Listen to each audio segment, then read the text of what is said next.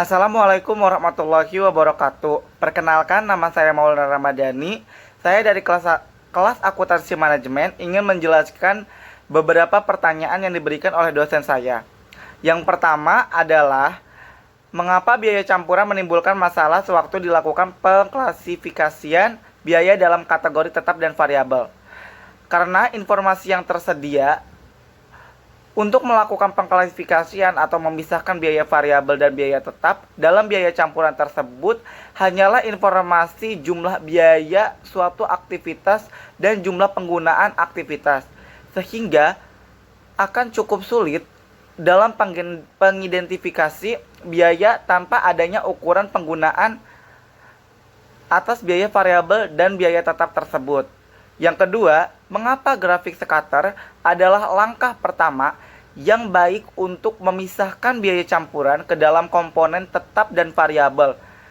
Karena grafik scatter bertujuan melihat apakah asumsi hubungan linear wajar atau tidak.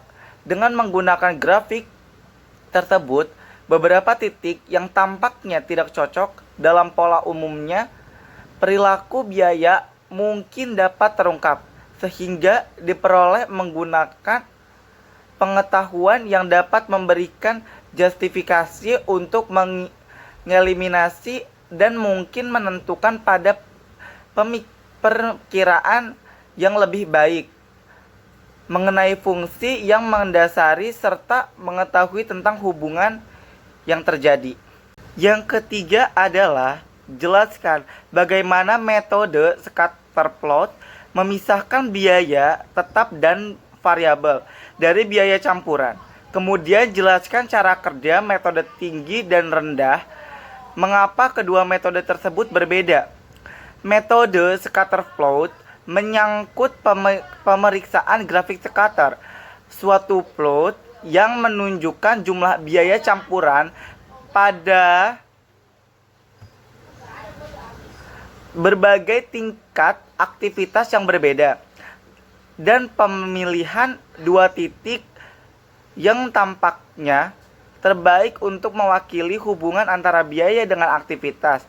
Karena kedua titik tersebut menentukan suatu garis, kedua titik yang terpilih tersebut dapat digunakan untuk menentukan titik potong dan kemiringan garis dari kedua titik tersebut.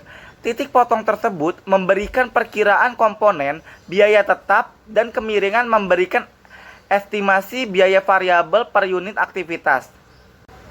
Metode tinggi rendah menentukan persamaan suatu garis harus dengan terlebih dahulu memilih dua titik tinggi dan rendah yang akan digunakan untuk menghitung parameter perpotongan dan kemiringan. Kedua metode tersebut berbeda karena metode tinggi rendah ditentukan oleh jumlah tinggi dan rendah dari variabel bebas. Keunggulannya terletak pada keobjektivitasan.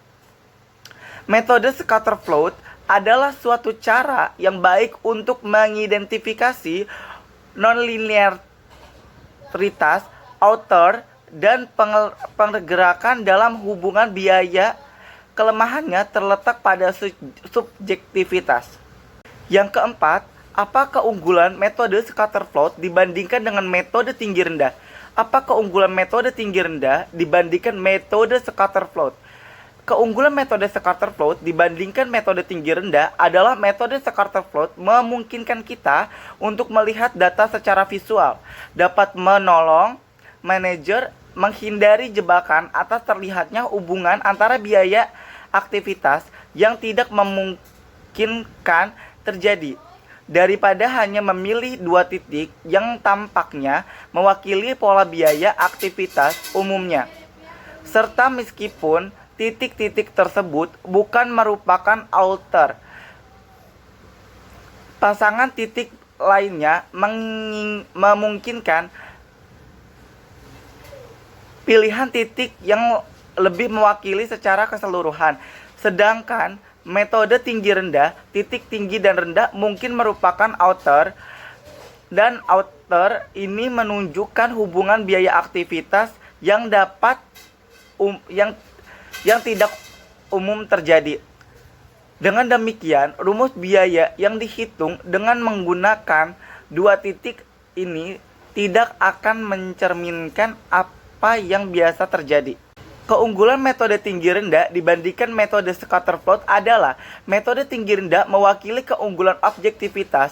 Metode tinggi rendah memungkinkan manajer untuk mendapatkan ketetapan yang cepat mengenai hubungan biaya dengan hanya menggunakan dua titik. Sedangkan dalam metode scatterplot tidak ada kriteria objektif untuk memilih garis terbaik.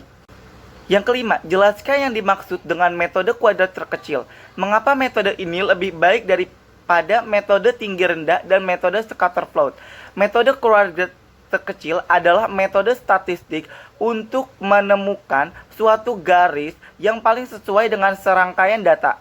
Metode ini digunakan untuk memecahkan komponen tetap dan variabel dari biaya campuran.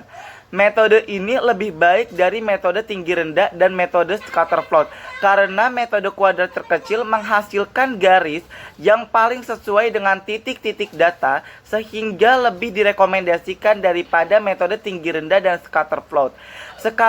Selain itu, metode kuadrat terkecil memiliki keunggulan dibandingkan metode lainnya dalam menilai keandalan persamaan biaya.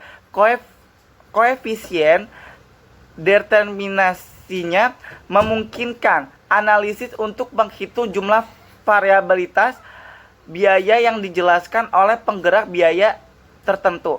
Koefisien kolerasi juga mengukur kekuatan hubungan dan menunjukkan arah hubungannya. Terima kasih, mungkin itu saja yang bisa saya jelaskan. Kurang lebihnya saya mohon maaf. Wassalamualaikum warahmatullahi wabarakatuh.